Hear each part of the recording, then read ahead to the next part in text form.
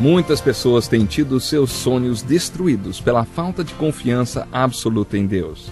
A Bíblia está repleta de exemplos de grandes sonhos cumpridos para a glória de Deus. Encontro com a Palavra é um programa escrito pelo Dr. Dick Woodward e narrado por Pastor Edson Bruno. Ouça e descubra verdades que lhe ajudarão no seu dia a dia. Com você, Pastor Edson Bruno.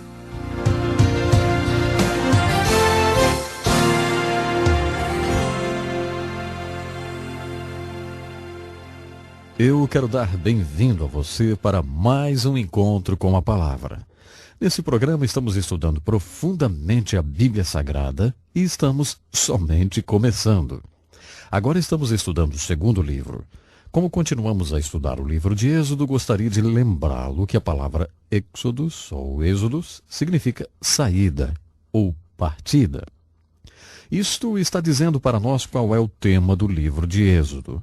O livro de Êxodo mostra para nós o caminho para fora da escravidão, uma literal escravidão que os filhos de Israel estavam experimentando no Egito.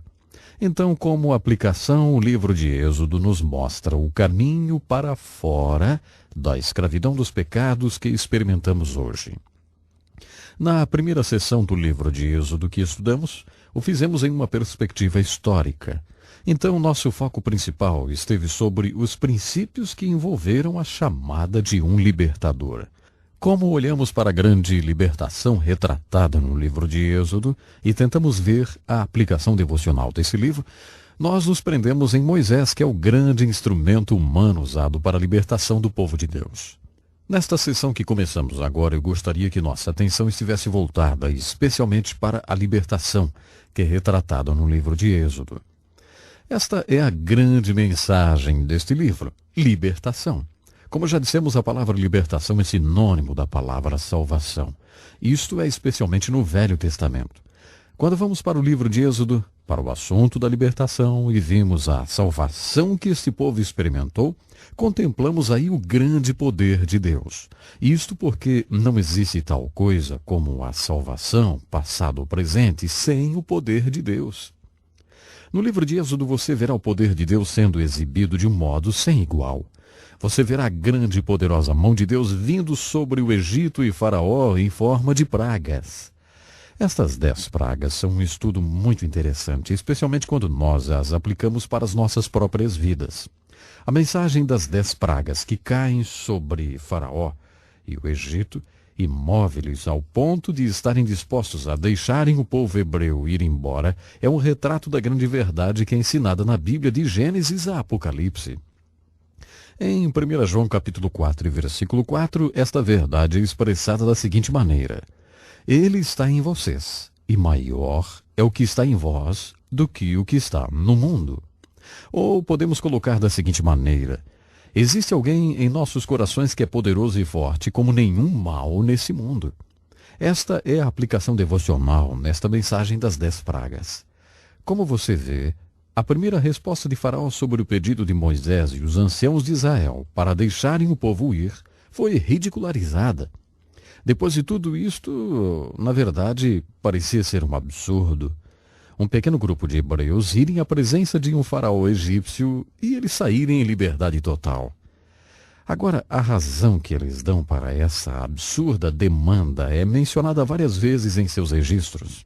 Aqueles anciãos, junto com Moisés e Arão, dizem para o faraó egípcio: olha, o Deus dos hebreus tem se encontrado com nós.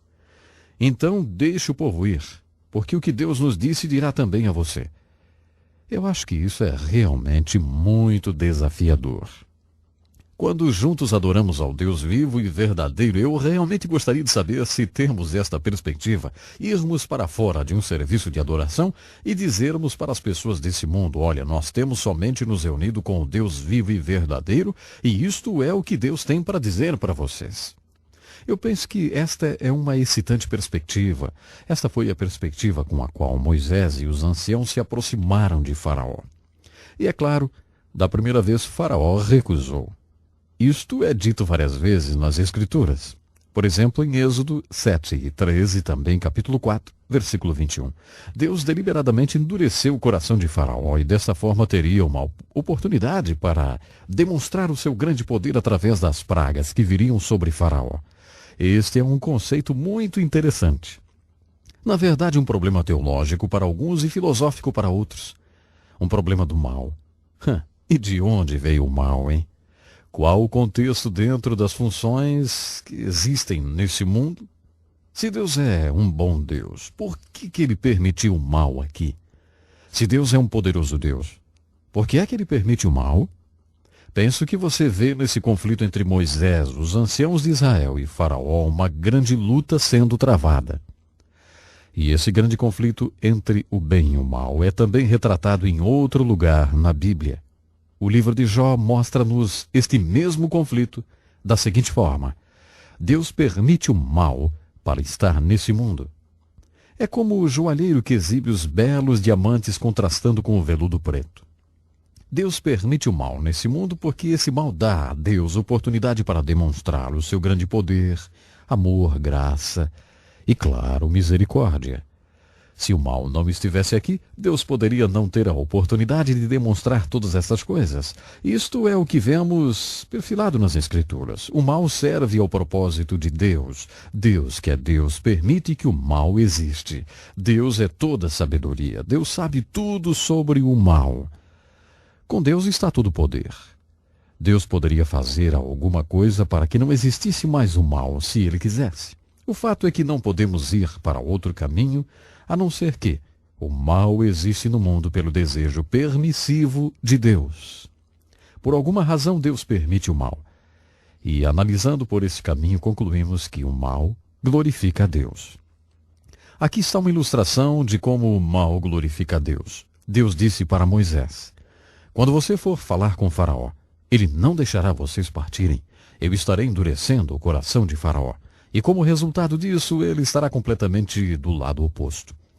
Esta oposição dará a mim a oportunidade de demonstrar que sou o poderoso Deus, o único Deus na face da terra, que sou um Deus verdadeiro e vivo.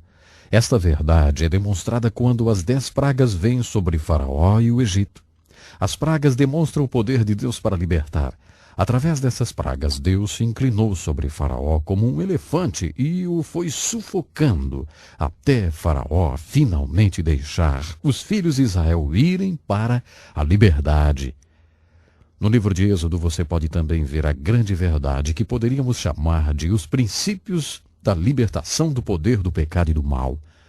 Existe um tremendo diálogo que acontece entre Moisés e Faraó nesta parte do livro de Êxodo. Como a Moisés somente interessa a libertação do povo de Deus e Faraó se recusa a deixá-los ir, as pragas estão vindo e são muito persuasivas. Então, pouco a pouco, Faraó começa a render-se para o poder de Deus. Muitas pessoas acreditam que Moisés é o retrato do nosso libertador Jesus Cristo e Faraó é um retrato de Satanás, que é a personificação do mal.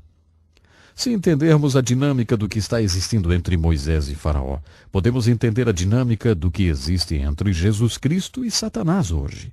Jesus Cristo vive e trabalha através das pessoas, e isso faz o inimigo também estar vivo e trabalhar através das pessoas.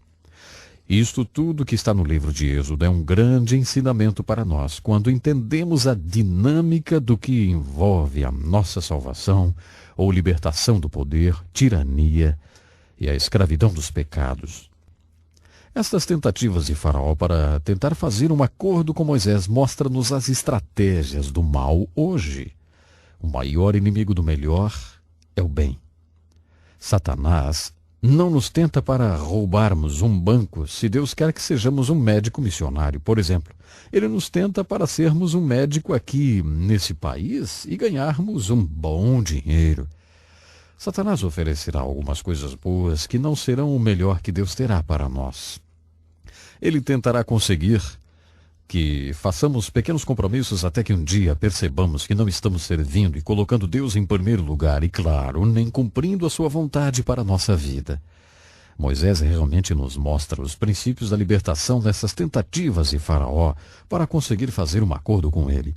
Em cada caso, Moisés absolutamente se recusa a fazer um acordo com Faraó. Eu gosto muito da maneira como Moisés coloca isso no capítulo 10, versos 24 até 26. Ele diz: nós iremos com nossos jovens e com nossos velhos, com nossos filhos e com nossas filhas, e com nosso gado e com nossas ovelhas. Moisés não fez nenhum acordo com Faraó. E desse modo, Moisés mostra-nos o primeiro princípio da libertação de nossos pecados. Qual é o primeiro princípio da libertação de nossos pecados? Em primeiro lugar, é conseguir não se envolver com o pecado. Esse é o primeiro grande princípio de libertação do problema da escravidão e tirania de nossos pecados. Temos que desejar ser libertos e ajudar a levar outros à libertação. Conheço um pastor que iniciou um ministério especial para alcançar homens de negócios. Através dos anos, uma vez por semana, no café da manhã com estudo bíblico, centenas de homens têm sido alcançados e libertados. Sim, libertos de todos os tipos de pecados. Muitos homens têm tido as suas vidas literalmente endireitadas. Muitos homens deixaram de ser infiéis à sua esposa. Um desses homens de negócios se aproximou um dia do pastor e perguntou: "O que eu farei?" E o pastor respondeu: "Você sabe muito bem o que deve fazer." Aquele homem tinha deixado sua esposa e estava vivendo com uma amante. Então o pastor foi direto na solução de seu caso, dizendo: "Deixe sua amante e vá hoje mesmo para casa, volte para sua esposa, para o seu lar, agora mesmo." Naquela mesma noite, o homem chegou para sua amante e disse que voltaria para sua esposa. A amante então sentou no seu colo, deu-lhe um grande beijo e falou: "Agora me diga que você vai de volta para sua esposa." Quando ele veio para o café na próxima semana, contou-me o acontecido. Aí, ali no restaurante, ele bateu com o punho na mesa e disse: "Eu nunca tinha olhado tão bem para aquela mulher, a minha amante, como fiz naquele momento. Eu não a deixei, eu não voltei para casa." Sabe, o fato é que ele estava envolvido, profundamente envolvido. Não é fácil conseguir se libertar desse envolvimento. É exatamente por isso que o primeiro princípio da libertação é não estar envolvido. Nunca faça acordo com o pecado. Coexistir com o pecado é coexistir com um câncer. Então não faça acordo com o pecado.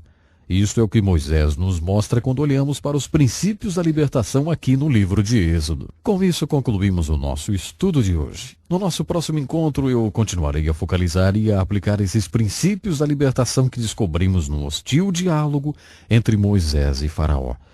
Você encontrará, como eu tenho tido minha própria experiência pessoal, que estes princípios da libertação não são somente aplicados hoje, mas eles trabalham hoje como trabalharam por Moisés e os filhos de Israel há milhares de anos passados.